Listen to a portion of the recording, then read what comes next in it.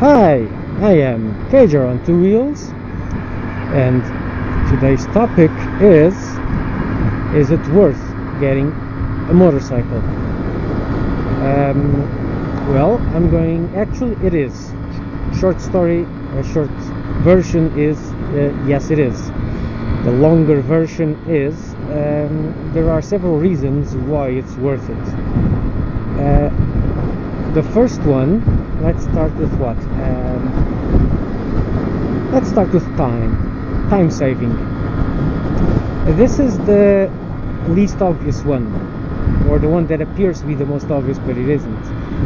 Now, you are going to save time. You're not going to save as much time as you think, but you're going to save quite a lot of time. Mainly what's going to happen is you're going to be more consistent with the amount of time it's going to take to get to work. This is why. If you get a small displacement bike, which is the point of this vlog, getting a small bike, one of those on which you do not need a riding license, so it should be a 125cc bike or something around that. Well, these small displacement bikes, even though you gain a lot of time by lane splitting, if you can lane split, you're going to lose good amount of that time when you cannot lane split, because these small displacement bikes do not have much top speed, and the car will get to a higher top speed much quicker than you are. I've made the comparison before, and with my car about the somewhat same conditions, even though on the motorcycle there was a lot more traffic. And whenever we got to an open stretch of road, the car would just eat up the disadvantage very quickly, because on the car I would go up to 140, and on the bike I would only go up to 100 or so. So you're going to spend less time commuting, but not as much as you think. You're not going to cut a 1 hour drive into 15 minutes. You're going to cut a 1 hour drive into, I don't know, 45 minutes. Slightly over half an hour. But here's the catch: with the car you're always dependent on traffic and on crashes and jams and stuff. On bikes you're not. On bikes it's 45 minutes every time, so you know exactly when to get out to get to work. On the car you're always dependent on, I don't know, if I get out now I'm going to take half an hour, if I leave in 15 minutes I'll take almost 1 hour, if there's a crash I'm going to take an hour and a half, so you're never really sure. On a motorcycle you are sure. Other than that, you're going to save a bit of time. That said, you are going to spend that whole time you've just gained, at least at first, preparing for the ride, getting all your gear on, etc. Once you have some experience and it's automatic, then it's just much quicker and that time just fades away. So that's reason number one. You're going to save some time, not as much as you think, but some time, and most importantly it will be consistent, the amount of time commuting. Now, reason number two, parking. That's really awesome. You will park whenever, wherever you need to go to. For me it's important because I work at different customers and I keep changing location,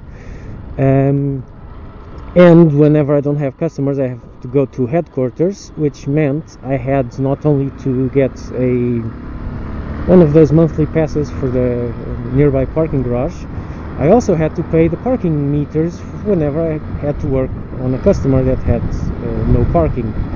So that was actually quite a bit of money that I was not expecting when I got the job, but eventually I got annoyed. With the motorcycle, at least here, motorcycles do not pay for the parking meters. They have their own parking spots, and even so you just park wherever and people usually don't complain. Oddly enough, the only time I've had someone complain about my parking was when I parked correctly in a car spot, and the driver was pretty angry that I was using a whole space for a car instead of just parking on top of the sidewalk. The thing is, I did that because on top of a sidewalk it would prevent people from passing, so tough. You will park wherever you want, whenever you want, as close to places as you want. So that's a really good point. People don't usually think much of this. You think, oh, it would be nice to have. No, it's really great. And the last one, especially on the smaller displacement bikes, is money saved. This bike does, I am doing, and I am not kidding, I'm doing 2.1 liters for 100 kilometers. I'll try to translate that to your units, but that's, off the top of my head, that's like 140 miles to the gallon or something. It's just enormous. It just doesn't spend almost any fuel, although the Hondas are special because the Hondas are designed to be fuel savers. The usual 125cc bike goes around 3 liters to 100 kilometers. The more guzzling ones go 3.5. The less gas guzzling ones go to 2.5. So it's thereabouts.